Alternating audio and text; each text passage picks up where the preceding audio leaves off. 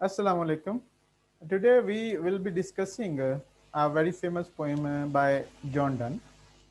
This poem is Good Morrow, and this poem is about love. John Donne is a metaphysical poet. Why is he a metaphysical poet? We will be discussing as we will be going through this poem, the text of this poem. But before I dive into the text of the poem and I start explaining it line by line, I request you to subscribe this channel because your subscription is a great source of motivation for teachers like us. When they find that they have more subscriptions under their belt, under their name, they work harder and they try to improve the quality of these lectures.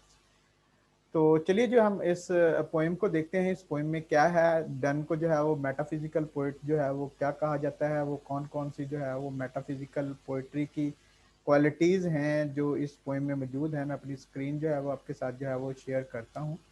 तो ये poem है जी, good मोरो bye John Donne. इस poem में क्या है देखते हैं हम। सबसे पहली बात तो जो है वो जो line I wonder by my truth, ये by my truth a sort of swearing होती है। जिस तरह से हम कसम उठाते हैं अपनी जुबान में, हम कहते हैं खुदा की कसम, अल्लाह की कसम, मुझे तुम्हारी कसम। इस किस्म के एक्सप्रेशन हम जो है वो यूज करते हैं।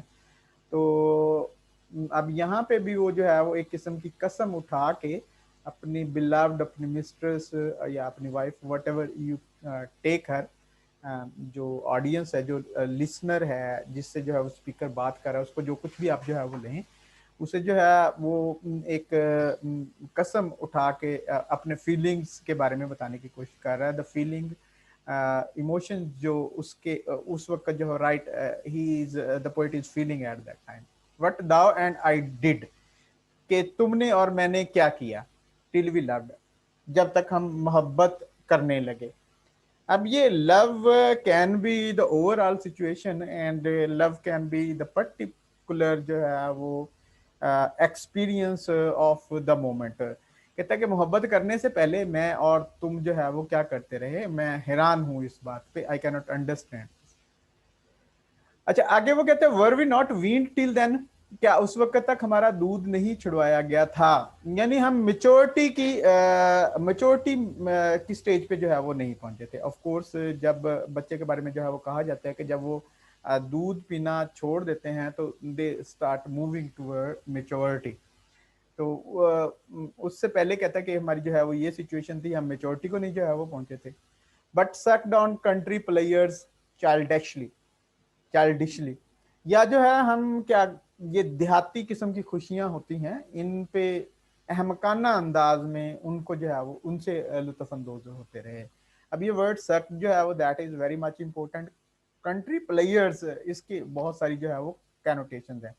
और विक्टोरियन एलिजाबेथन टाइम्स में जब इसको जो है वो देखा जाए तो ये it mean something immoral which results because of ignorance, कोई गैर अखलाकी किस्म की हरकत जो जहालत की वजह से होती हैं, तालीम ना होने की वजह से होती हैं, कल्चर ना होने की वजह से जो है वो होती हैं। कि क्या हमारी जो है वो सिचुएशन जो है वो इस किस्म की थी।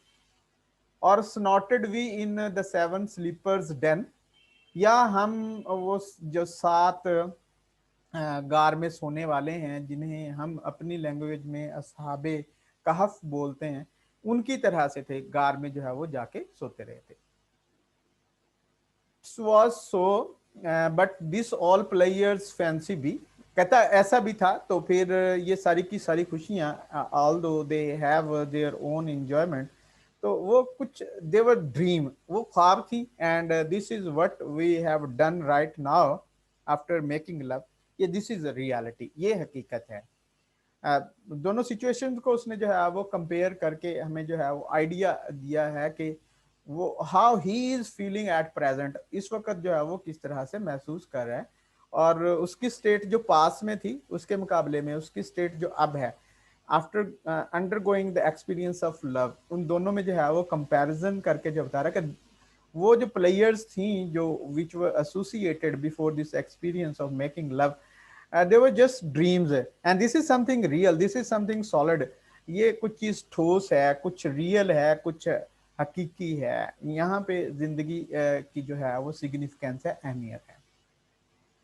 अच्छा, अब आगे जो है वो if ever any beauty I did see, कहता है अगर मैंने कोई खूबसूरती देखी। अब यहाँ पे खूबसूरती जो है वो खूबसूरत औरत ही है, क्योंकि जो है वो he is talking in very clear terms, बड़ा साफ जो है वो बात जो है वो कर रहा है कि अगर कोई खूबसूरती मैंने पहले से इंजॉय की, विच आई डिजायर्ड एंड गॉट, जो जिसकी मैंने ख्वाहिश की और जो मैंने हासिल कर दी, was but a dream of thee, ये तुम्हारा जो है वो ख्वाब था। एक्चुअली वो कहना क्या चाह रहा है कि I had relationship with women before I had relationship with you, but those relationship were a step toward establishing a more durable relationship with you. तो इस सेंसे को अगर जो है वो आप पूरे के पूरे को जो है वो देखते हैं, तो यहाँ पे मेटाफिजिकल पोइट्री की वो सारी की सारी क्वालिटीज नजर आती हैं, जिसकी वजह से डन को पहले नापसंद किया गया। बहुत सारे लोगों ने जो है वो डन को जो है वो डेप्रिकेट किया, उसे जो है इस बात पे कि वो इमोरलिटी की बात करता है, सेक्स के बारे में ज्यादा फ्रैंकली बात करता है, और अपनी जो नॉलेज को जो है वो अपनी पोइट्री के जरिए जो है वो शो करता है। अपने पोइट्री की जो डिक्शन है वो डिफरेंट है from the accepted diction of the poetry, जो उससे पहले जो है वो रिवाज था। कोलोक्वल है, आर्गुमेंट्स के जरिए जो है वो बात जो है वो होती है। एक किस्म की जो है वो एरोटिक है। ये सारी की सारी क्वालिटीज जो है वो आपको इस फर्स्ट स्टैंजा में जो है नजर आ जाती हैं, और यही चीजें हैं जिनको डॉक्टर सैमुअल जॉनसन ने हाईलाइट किया था when he was talking about metaphysical poetry. अब ये मेटाफिजिकल पोएट्री में यही क्वालिटीज हैं कि ये एरोटिक है। एरोटिक मींस कि ये लव और सेक्स के बारे में जो है वो ज्यादा खुल के बात करते हैं। दूसरा जो है इसमें मेटाफिजिकल कॉन्सीट्स हैं, ऑफ कोर्स बड़ी दूर दूर से जो है वो कंपैरिजन किए जाते हैं, या लवर्स को कंपेयर करना सेवन स्लीपर्स के साथ। तो ये एक किस्म की मेटाफिजिकल कॉन्सीट है, बहुत दूर से जो है वो इस कंपैरिजन को लिया गया और इसको जो है वो डेवलप किया गया, और सीमिंगली इन दोनों में आपस में कोई कंपैरिजन जो है वो नहीं बनता। और बाकी जो क्वेश्चन देखें किस तरह से जो है वो क्वेश्चन रेटोरिकल क्वेश्चन करके, of course poet does not want his readers और his beloved to answer these questions, लेकिन उन क्वेश्चंस के जरिए जो है वो इस पूरे आर्गुमेंट को उसने कोलोकल बना दिया है। और फिर ऑफ कोर्स आर्गुमेंट इटसेल्फ है कि आर्गुमेंट से एक ऐसी चीज को प्रूव किया जा रहा है, एक ऐसी चीज को साबित किया जा रहा है जो कॉमनली एक्सेप्टेबल जो है वो नहीं है। तो ये सारी की सारी जो क्वालिटीज हैं पोइट्री की, या इस फर्स्ट स्टैंजा में जो है वो हमें नजर आती है, और इसी वजह से इसको जो है मेटाफिजिकल पोइट जो है वो बोला गया, और इसके फॉलोअर्स को भी जो है वो मेटाफिजिकल पोइट्स कहा गया।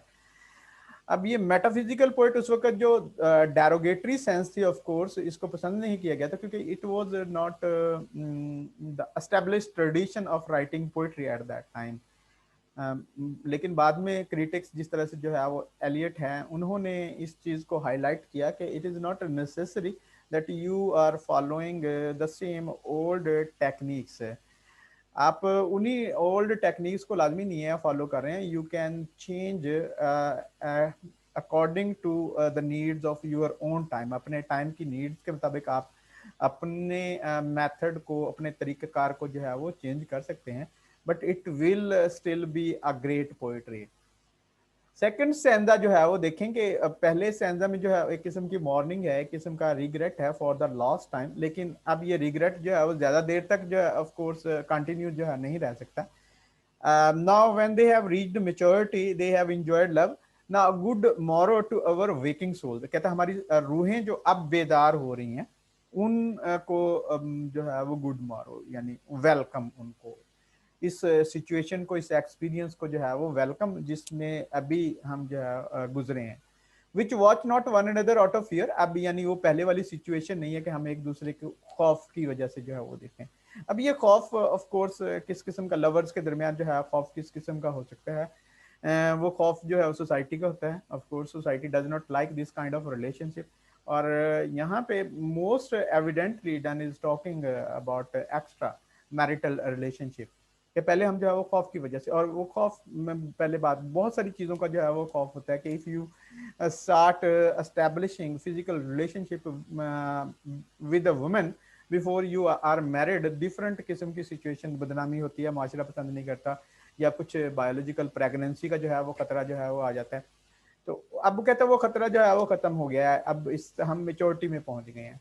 For love are love, for love are love of other sides control, क्योंकि कहते हैं मोहब्बत जो है वो बाकी सारी चीजों को जो है कंट्रोल करती है, बाकी सारे खौफ जो है वो इनसिग्निफिकेंट हो जाते हैं मोहब्बत के सामने आके। And makes one little room and everywhere, और मोहब्बत की वजह से एक छोटा सा कमरा जो है वो सब कुछ जो है वो बन जाता है। उन आउटसाइड लवर्स को आउटसाइड वर्ल्ड्स की जो है वो परवाह नहीं रहती। Let's see discoverers to new worlds have gone. अब ये इंपॉर्टेंट लाइंस हैं, of course lot of discovery was taking place at that time, and lot of people from England were traveling to other continents of the world through sea. समुंदर के जरिए जो है वो दूसरे मुल्कों में जो है वो लोग जो है वो जा रहे थे। End of course the people who were taking undertaking this kind of adventures were earning fame and wealth. उन लोगों को शोहरत और दौलत जो है वो मिल रही थी। बट डन जो है वो यहाँ पे आर्ग्यूमेंट जो है वो पेश कर रहा है, वो आर्ग्यूमेंट ये है कि love is more important than anything else. Love के, मोहब्बत के सामने बाकी चीजों की जो है वो कोई सिग्निफिकेंस जो है वो नहीं रहती। इसलिए कहते हैं उन्हें जाने दो, देखने दो, दुनिया जो देखते हैं वो। Let maps to other worlds on world have shown, और ये उनके different geographical locations are being discovered, उनको जो है वो दरियाफ्त किया जा रहा है। And maps are being made to understand those places, उन जगहों को समझने के लिए मैप जो है बनाए जा रहे हैं। तो वो एक किस्म का इन चीज़ों की परवाह नहीं कर रहा है। वो कहता है कि ये होता है, होता रहे, it doesn't, it is not important when compared with love. जब मोहब्बत के साथ इसको जो है वो कंपैरिजन किया जाए, ये चीज़ें जो है वो इम्पोर्टेंट नहीं है। लेट्स पोजेस वन वर्ड, कहते हैं हम अपनी दुनिया उसके मालिक जो है बनते। Each hath one and is one, हम में से दोनों भी जो है वो आपस में एक मुकम्मल दुनिया है, और हम दोनों भी जो है एक हैं। तो अब ऑफ कोर्स ये एक किस्म की जो है वो मेटाफिजिकल कंपैरिजन है, और आर्गुमेंट के जरिए एक ऐसी चीज को साबित करने की कोशिश की जा रही है जो which is not according to the accepted norms of thinking. जो आम साबित शुदा रवायात हैं उससे ये जो है वो मुतालिक नहीं है। ठीक है जी, आप देख सकते हैं यहाँ पे भी किस तरह से जो मेटाफिजिकल पोइट्री की जो सारी खसूसियत मैंने ऊपर बात की हैं वो यहाँ पे भी जो है वो हैं। और आपका essay, if you are trying to write an essay on this topic, of course your essay should revolve around the point I am highlighting, or they have been highlighted by different people. अच्छा, अब आगे argument को लेके चल रहे हैं। My face in दाइन आई, मेरा चेहरा जो है वो तुम्हारी आंखों में, दाइन इन माइन अपीयर, तुम्हारा जो है वो मेरी आंखों में जो है वो नजर आता है। असल में बात वो बड़ी सिंपल सी है, और हम इसको इजीली अंडरस्टैंड कर सकते हैं कि when you are in a love situation, when you are in love with someone, you do not think of anything else than you are beloved और लवर। आप अपनी महबूब और महबूबा के अलावा कुछ नहीं सोचते। कहता है कि तुम, मेरी आंखों में तुम्हारा चेहरा नजर आता है, तुम्हारी आंखों में जो है वो मेरा चेहरा नजर आता है। देयर इज नथिंग एल्स, कुछ और नहीं है। And true plain hearts do in the faces rest. अब ये जो सच्चे दिल होते हैं ये चेहरों पे जो है वो नजर आते हैं। यहाँ पे बड़ी मशहूर वो एक कोटेशन है, बहुत मशहूर एक कोट जो है वो ली जाती है कि वो face is index of our mind. जो कुछ हमारे जहन में होता है वो हमारे चेहरे पे आया होता है। और when you are in love, तो ये लव आपके चेहरे पे, ये मोहब्बत जो है वो आपके चेहरे से जो है वो साफ आया होती है। एक ट्रेडिशनल सी बात है जिसको जो है वो किया गया है, लेकिन of course this has been done in a different and unique way from the poet, from the poets who said the same thing, and perhaps in some more regular way. Where can we find two better hemisphere. अब argument को जो है वो आगे लेके, हमें बेहतरीन जो है वो कुर्रे कहाँ मिलेंगे, अपने आप को, खुद को और अपनी महबूबा को जो है वो कुर्रे पार्ट समझ रहा है, और ये दो पार्ट मिलके जो है वो एक वर्ड जो है बनाते हैं हेमिस्फीयर। यू कैन अंडरस्टैंड कि if earth is cut from the middle, और जो दो हिस्से जो है हमें मिलेंगे उनको जो है वो हेमिस्फीयर जो है वो बोलते हैं।